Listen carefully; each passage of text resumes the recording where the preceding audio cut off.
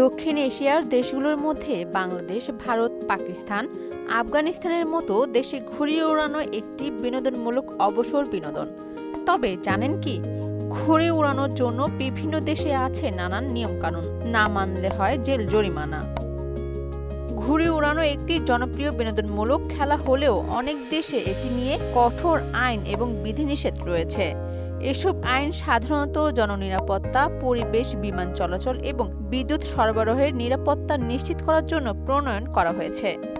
ভারতে ঘুড়ি ওড়ানোর ক্ষেত্রে বেশ কিছু আইন রয়েছে, বিশেষ করে ভারতীয় বিমান আইন 1934 অনুযায়ী। ঘুড়ি একটি এয়ারক্রাফট হিসেবে বিবেচিত এবং এটি ওড়ানোর জন্য বিশেষ অনুমতি প্রয়োজন হতে পারে। যদি কোনো ব্যক্তি ঘুড়ি ওড়ানোর কারণে দুর্ঘটনা ঘটায় বা জনসাধারণের ক্ষতি হয়, তবে তাকে জরিমানা বা কারাদণ্ডের মুখোমুখি হতে পারে। বিশেষ করে মাঞ্জা ব্যবহারে অনেক রাজ্যে নিষেধাজ্ঞা রয়েছে, কারণ এটি গুরুতর আঘাত বা মৃত্যুর মতো ঘটনা ঘটাতে পারে।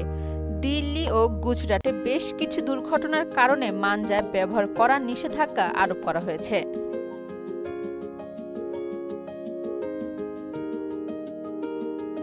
পাকিস্তানে ঘুড়ি ওড়ানোর জন্য কঠোর আইন রয়েছে, বিশেষ করে পাঞ্জাব প্রদেশে।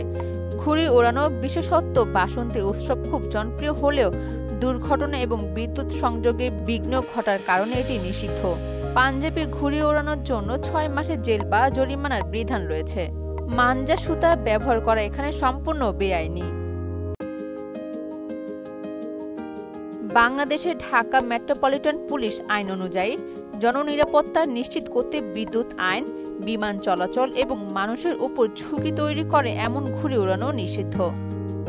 কোনো অনুমোদন ছাড়া ঘুড়ি ওড়ানো এবং বিশেষ ধরনের ধারালো সুতা ব্যবহার আইনগত অপরাধ। এ কারণে নির্ধারিত জরিমানা বা প্রয়োজনে কারাদণ্ড হতে পারে। যুক্তরাষ্ট্রে ঘুড়ি ওড়ানোর জন্য নির্দিষ্ট বিধি রয়েছে। ঘুড়ি 150 ফুটের বেশি উচ্চতায় ওড়ানো যায় না। বিমানবন্দর বা সাময়িক এলাকাগুলোর কাছে ঘুড়ি ওড়ানো বেআইনি। আইন ভঙ্গ করলে জরিমানা বা মামলা হতে পারে।